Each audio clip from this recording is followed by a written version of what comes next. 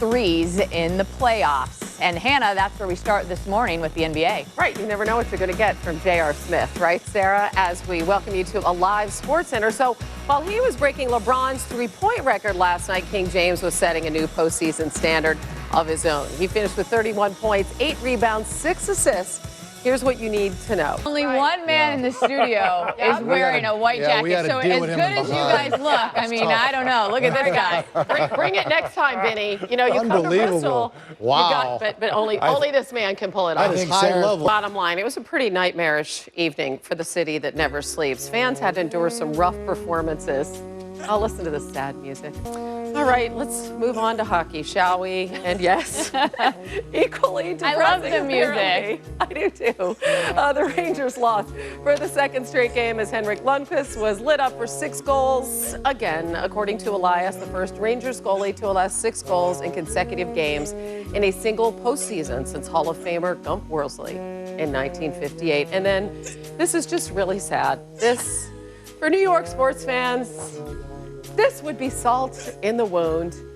Another Nick jettisoned from New York, but producing in the playoffs for another team. J.R. Smith, no less than 8 three-pointers against the Hawks to set a Cavaliers franchise record. I'm depressed after that. I'm sad after that music. Sad. And we brought him over here to our set. So this, as you know, is Boston Celtics head coach Brad Stevens. It's great to see you. Thank you. Nodding your head when Brian was talking about DeMarre Carroll. You face the Hawks. I mean, how critical is he? Well, on the radio that was very obvious when we played them was they're comfortable trapping, doubling, flying around. Right. And so Words when you're talking about, you know, facing LeBron and even Kyrie, though he's not at 100%, nobody can defend the three-pointers that JR, I mean, when he's shooting like that, there's not much you can do about it. But if you're looking at the Hawks playbook, where does it have to be going forward? well, I think the biggest thing with a guy like J.R. Smith, there's nothing. As a coach, when you see those shots It's go a lot up, what are your easier to thoughts? see him go in against the Hawks than it was against the Celtics. But Right. but I think, hey, again, that's what great players do. Doesn't quite look like he did early in our series, but you know, a couple days rest in between games, you never know how he's going to respond. And then the DeMarre Carroll injury is a factor. What do you see happening in the other series? Because we have this, you know, pretty intriguing series where we have to maintain that momentum here in the second game. But can you break that one down for us a bit? Well, first of all, I think the Rockets, for what they've accomplished. Much about their offense, really underrated team, I think, in terms of their defense. Yeah. And in terms of Dwight Howard, and a lot of questions about his health. If he is not 100%, what is that? How does that change the dynamic? Well, first of all, if you're coaching Houston, I'm sure Coach McHale. Yeah, they do. They do. Yeah, and McHale's done a really nice job with that team. He's done a great job. Yeah, speaking of the Celtics, so let's flip over to you guys a bit as we transition from one Celtics great to the team that you have now, which is a collection of fine players, no stars, no superstars, so to speak. What do you And I credit them for that. I think we've got a lot of good young players.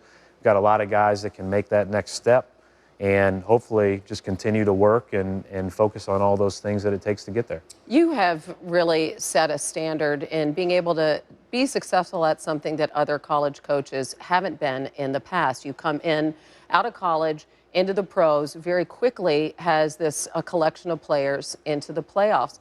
What impact do you see that potentially having? We see Billy Donovan now going to Oklahoma City on perhaps opening the door and even having college coaches think about this as a viable career option. Well, it's a huge transition, first and foremost. The Oklahoma City job on his own merits. I think the other college coaches that may or may not end up coming to the NBA will be considered candidates on their own merits. I don't think it has anything to do with me.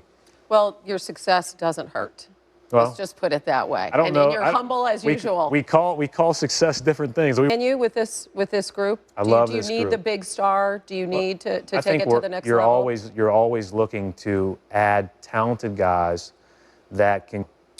It's great to see you again. It's great to see you. Thanks Congratulations for all your. I know you won't call it success, but Yeah. I will. I'm allowed to do that. We'll call it transitioning. Okay, transitioning. I love it. Brad Stevens. Thank you.